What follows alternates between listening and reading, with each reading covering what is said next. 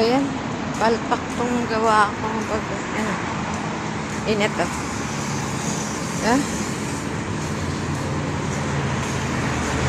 Init ah, pero kanina lang basa-basa yung kalsada ngayon.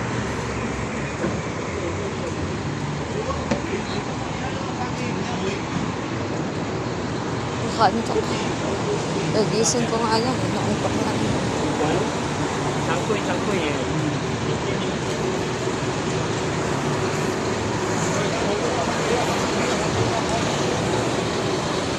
Init.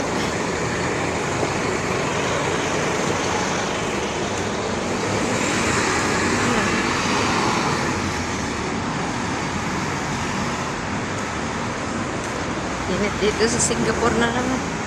Kaya katigil lang ng ulan. Okay, dito na lang muna.